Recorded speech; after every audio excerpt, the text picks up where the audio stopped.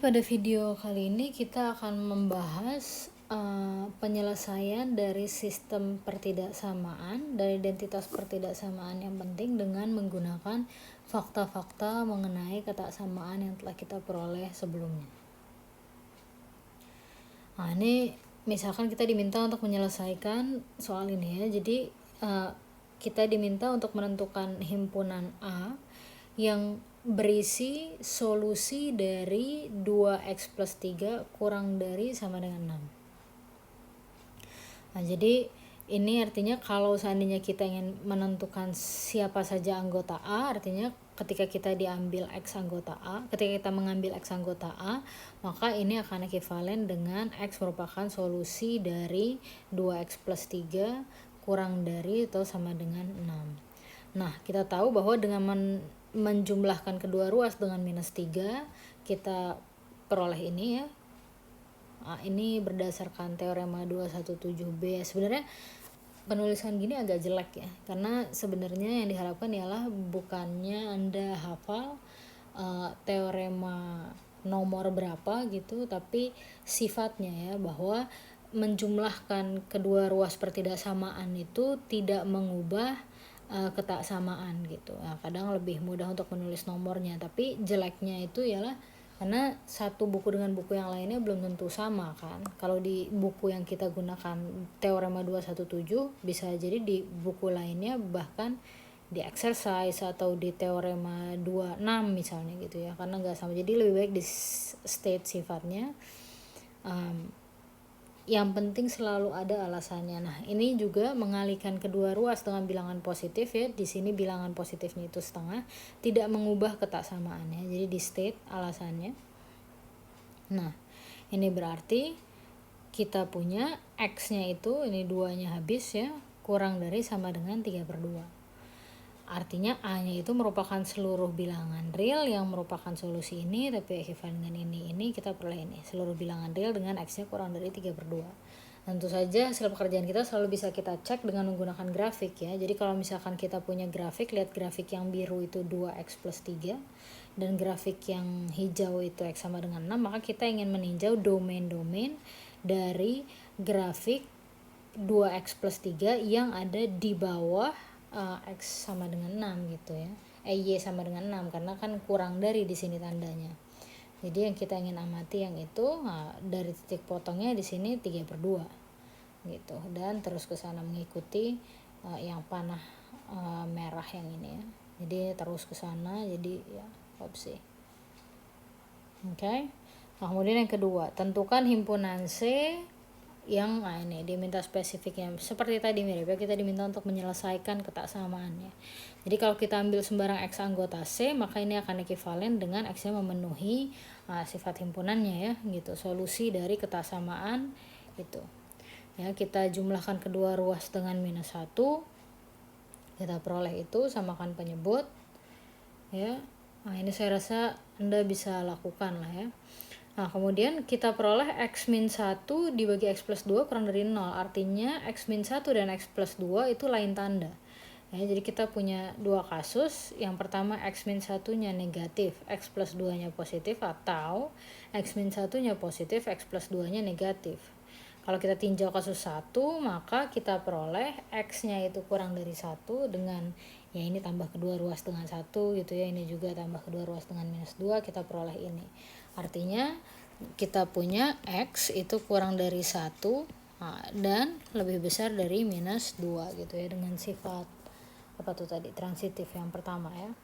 Kemudian kalau kita tinjau 2, kita peroleh itu, artinya kita peroleh 1 kurang dari X kurang dari minus 2 gitu. Nah, ini gak mungkin ya, jadi yang ini salah, haruslah C-nya itu ini ya, yang si minus 2 1. Kemudian kita ingin tunjukkan ini ekuivalensi yang ini ya. Ekuivalensi yang ini kita mulai dengan ekuivalensi yang pertama dulu ya. Jadi kita punya A lebih besar dari 0, B lebih besar dari 0. Kita ingin buktikan bahwa A kuadrat kurang dari B kuadrat atau B kuadrat dikurangi A kuadrat besar dari 0. Kadang kita ingin tahu bagaimana kita bisa menggunakan apa yang diketahui gitu ya. Bisa dengan coret-coret dulu yang ingin dibuktikan, tapi tidak bergerak dari nolnya tuh nggak diajak gitu ya, nggak bergerak dari semuanya, hanya sebagian dari yang ingin dibuktikan. Jadi kita bisa mulai dengan b kuadrat minus a kuadrat itu bentuknya sama dengan b minus a, b plus a gitu. Nah kemudian kita cari nih b minus a itu bagaimana, b plus a itu bagaimana gitu. Nah jadi gitu. Untuk tahu b min a itu bagaimana, b plus a itu bagaimana, kita perlu hubungan ini yang si a nya kurang dari b gitu kan. Nah ini baru kita ekstrak yang informasi dari yang diketahui, kita punya apa nih gitu. Sampai sini kan belum punya apa-apa, mentok gitu kan, ekstrak yang ingin diketahui, lalu informasinya ditaruh di sebelumnya, jadi biar kita bisa masuk. Jadi maksudnya gimana? Gini, jadi karena yang diketahuinya a besar dari 0 dan b nya besar dari 0, maka kita punya penjumlahan dua buah bilangan positif-positif. Nah selain itu kita punya a kurang dari b, jadi kita punya b min a nya itu lebih besar dari 0. Yang ini lebih besar dari 0, lebih besar dari 0, positif-positif, jadi ya gitu. Nah tadi kan kita sebenarnya bergeraknya dari sini dulu kan, terus informasi yang ingin diekstrak dari yang diketahuinya, jadi kita pindahkan ke sebelum yang kita tulis, jadi rapi. Ya gitu, berdasarkan definisinya bisa dibaca. Silakan buktikan arah sebaliknya dengan teorema itu. Gunakan hasilnya untuk memperoleh ekivalensi yang satunya. Nah, kalau kita punya ekivalensi ada banyak gini, kita bisa buktikan ini maka ini maka ini maka ini, atau kita bisa buktikan per ekivalensinya masing-masing bisa juga. Nah, tapi ini selalu jadi seperti ini nih. Jadi kalau a kurang dari b, b kuadrat kurang dari a kuadrat, a kurang dari b, ini premis gitu ya. Tapi apapun ekivalensi yang kita buktikan, ini selalu jadi premis kita. Mengulang sedikit.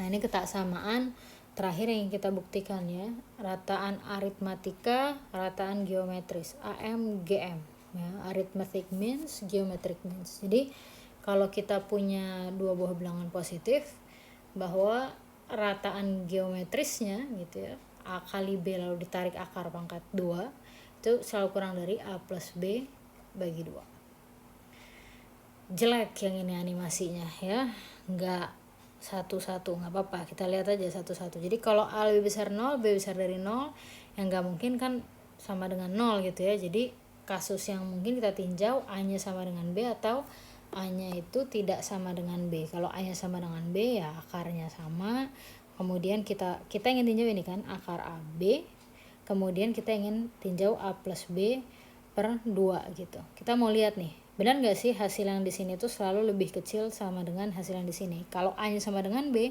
maka akar ab kita hitung dulu.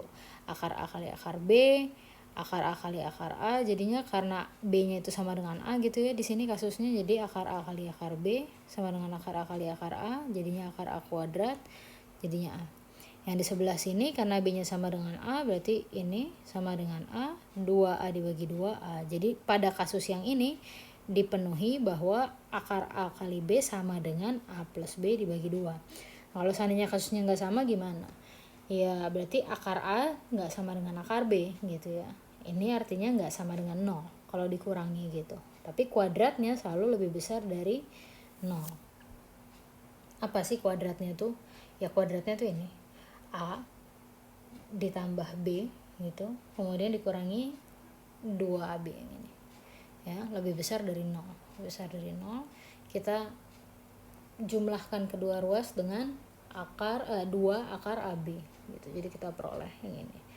Jadi untuk semua kasus kita buktikan bahwa akar ab itu sama dengan a plus b bagi 2, atau akar ab nya itu sama kurang dari a plus b bagi 2. Jadi kesamaannya hanya terjadi ketika a dan b nya itu sama. Ya, sekian, ini daftar pustaka yang digunakan Bartol ya, Introduction to Real Analysis edisi 4. Terima kasih.